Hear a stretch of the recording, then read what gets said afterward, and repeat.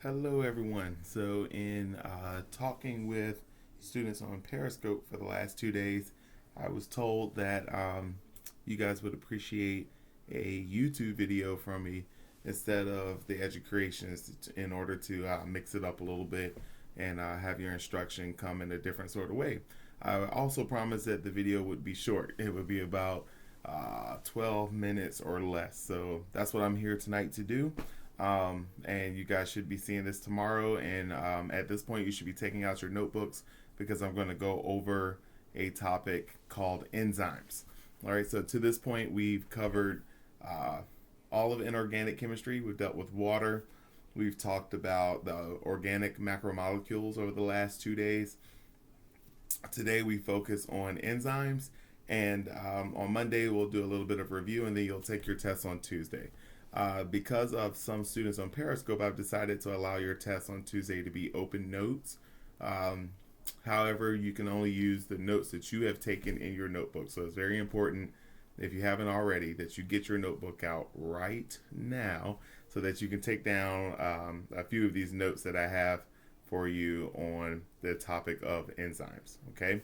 While you're doing that and while you're getting yourself together, let me do our statement of affirmation with us. I'm going to start with my part, and then hopefully you guys will fill your part in as we go along. I am what I say I am. My destiny is success, so I must do my best. My mission is clear. I will learn without fear.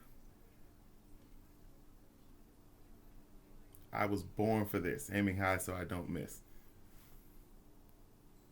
We've got this. All right. So, according to my little watch here, I've been on the video for about 2 minutes now, so that should be plenty of time for you to be settled and have your notebook. And so we're going to go over a topic called enzymes.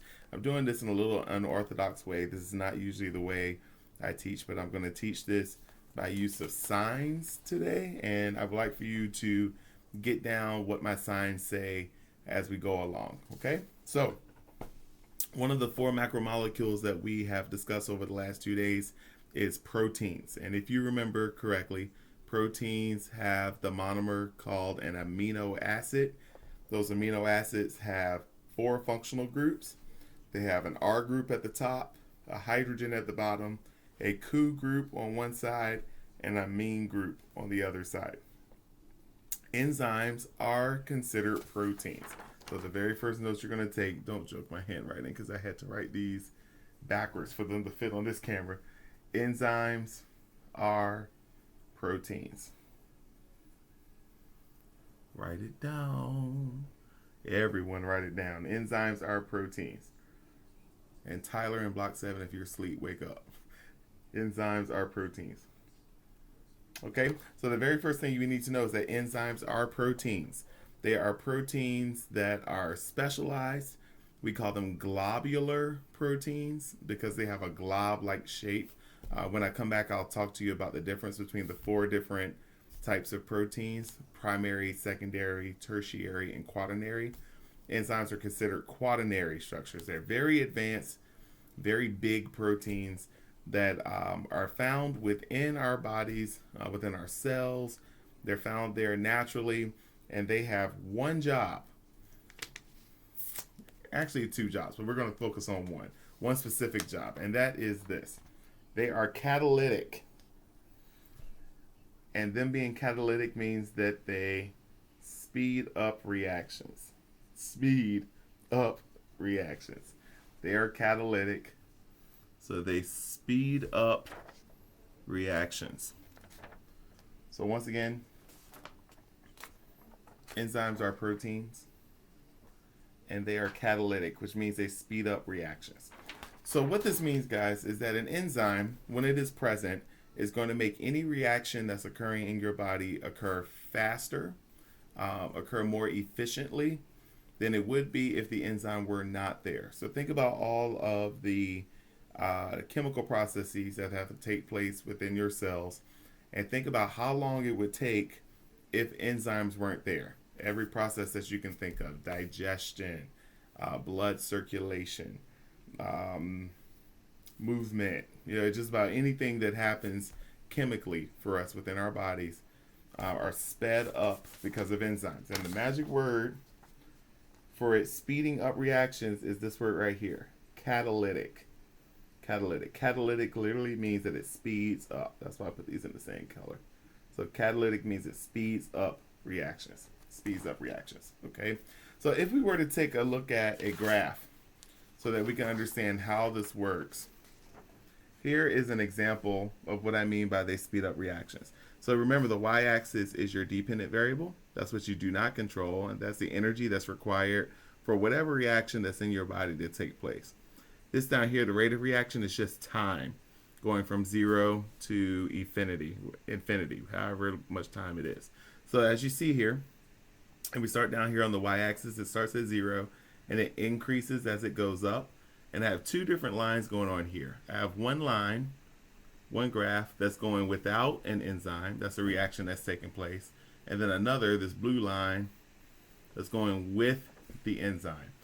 And if you look at this, which one of these is requiring a lower amount of energy? Blue line or black line? You should have said the blue line. And the blue line is the one that is with the enzyme. Let me draw this in real quick because I didn't draw it in like I wanted to on this one. I'm going to put it back up here. So you see my little dotted line here? This blue line is pointing to the graph that's with the enzyme. So what happens is when an enzyme is present, the amount of energy that you need for the reaction to take place is much lower, which goes back to our last example, that they speed up reactions. All right. Now, part of the reason why they speed up reactions is because it requires less energy for the reaction to take place. So the thing to think about enzymes are responsible for breaking things down within your body and speeding up the process in which those things are broken down. So I'll give you an example real quick so that this makes a little bit more sense. I'm checking my time here. I'm at 7:20. I'm doing well. When you eat something, okay?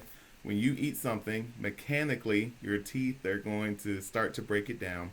And then you have your saliva, all right? And most people think that their saliva is just there to help get the food down. But really, if you were to pay attention to it, there are enzymes in your saliva. They're called salivary amylase. And what they're responsible for is just breaking down that food, having it so that you can taste it. And it is your first beginning stage of digestion, okay? And then as it continues to go down the esophagus, go to the stomach, then you continue to have other enzymes that are working as they are supposed to. But the first time that food enters in, the first enzymes that attack it are those salivary amylases. So what they do is they break down the food for you, they speed up the reaction process of digestion, and they have it so that with them, the reaction occurs faster and with less energy than if you did not have it. So that's the whole point of an enzyme. Speed up reactions, lower the energy that you need to make something happen. Okay? All right. I only have two more little slides here, and I just thought about a fifth thing that I want to add to this last slide. But we'll talk about that in a minute. I won't add it here because I'll have to write backwards on the screen. Okay. So next one is a little picture that I've drawn. Forgive me if it looks a little crude, because remember, I am writing backwards here. But just to show you an example of what these enzymes could look like, this is my classic drawing of an enzyme. Remember, I told you I can't draw very well. This one looks like Pac-Man a little bit. But if you look at this entire structure as the enzyme, okay, the entire structure is the thing that's responsible for speeding up reactions and breaking things down. This part of the enzyme, the part that's most noticeable, is called the active site. Okay, that's the part of the enzyme that's going to receive the material that needs to be broken down and unlock this enzyme to cause it to start to work. The substrate, any food that you may eat or any material that needs to be broken down, will enter into the active site. And you notice that the substrate is uniquely fit to go inside of the enzyme. Okay, that substrate must match the enzyme. If it does not, the enzyme will not be able to work. It will not be able to break things down. So it goes like a key would go into a lock. The thing about that whole lock and key idea, though, is the right key needs to go into the right lock. So it needs to be the right key that unlocks the right enzyme or unlocks the right door. Same thing is happening here. This must be the substrate that is chemically matching or chemically designed to fit inside this enzyme. So once the substrate goes in through chemical reactions, it will cause what we call an enzyme substrate complex.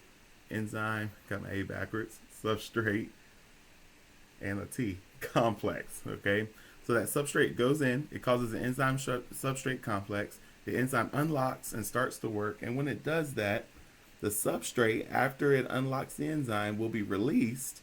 And when it gets released, it goes from one substrate to two products.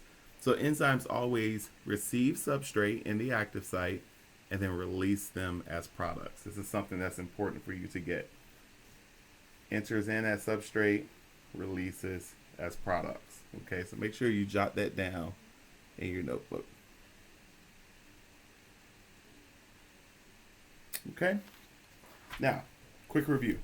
What kind of macromolecule is an enzyme? That's right. Enzymes are proteins. Enzymes are proteins. Okay. What do enzymes do? They speed up reactions. And what is the magic word for it speeding up a reaction? Catalyze or catalytic. Very good. They're catalytic reactions that speed up reactions. Catalytic molecules, that speed up reactions. Okay. What they also do is they lower the amount of energy that you need for a reaction to take place. So with an enzyme, you're going to use less energy in your chemical reaction than without. And then finally, when they hook up, substrate always goes into active site, unlocks the enzyme, and the enzyme will release the substrate as products. Okay? All right, last thing. This is general information about enzymes. Number one, enzymes are never consumed in the reaction. Okay? So in whatever reaction we're looking at, the enzyme will not be consumed. It is instead reusable. Okay? An enzyme, that sounds terrible too. The enzymes are reusable. They are able to be used over and over and over again as long as they are in their preferred environment.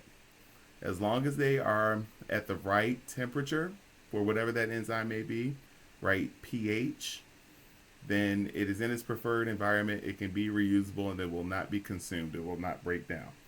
If you get it outside of its preferred environment, then it will do something called denature. And denature literally means that it no longer functions. It is not able to work anymore. Okay? And the last thing I was going to put down here as a number 5 is that all enzymes end in the letters A, S, E. A, S, E. I gave you an example earlier of the word amylase. They all end in A, S, E. Okay? Just in general, before I let you go, when I say preferred environment, based upon where the enzyme is located, that is probably where its preferred environment is. So for example, I cannot take an enzyme that is supposed to be in my mouth, amylase, and put it in my stomach and expect it to work. Okay, that is going to cause it to be denatured because the environment that's here in my mouth does not match the environment that's in my stomach. Those environments are different in pH, maybe different in temperature, and so those enzymes are not, they can't just pick one up and put it in another place. Enzymes are specific based upon their preferred environment and based upon what they are to break down. Just like they're specific in the substrate that they are to receive. Okay? Let me put this note up one more time, just in case you didn't get it all. They're not consumed in reactions and they're reusable as long as they're in their preferred environments. And if they're not, they become denatured when you take them beyond their limits. And don't forget that little extra note that all enzymes end in the letters ASE. Okay, that's it for the enzyme talk today. I'm going to leave it at that. Hopefully you got the information down as you needed to get. If you needed to pause this video or rewind it at any point to make sure you got everything, then someone take charge and do that for me. The way today is going to work is after this video, You will have all the information you need to take a 20 question quiz. 20 question quiz on interactive achievement. So I want you to get out your Chromebooks, go to interactive achievement, take your 20 question quiz individually. This is not something that should be talked about. You can use your notes if you'd like. But after that, I'm going to Periscope in to class today so that I can talk to you guys a little bit, see how you've been doing, and give you information for next week. Periscope time for block 5 is 8:30 today. Periscope time for block 7 is 11:40, and the Periscope time for block 8 is 1:40. Okay? Good seeing you guys today. Hopefully this video was helpful to you in learning about enzymes, and hopefully it was different enough where you don't feel like you're doing the same thing every day. All right, if you have stuff left over to do in Edmodo, if you have time after taking your quiz, please make sure you do that because I'm going to be grading those things today. Take care. Good seeing you guys. Thank you for your good behavior, and I will see you next week. Take care. Bye-bye.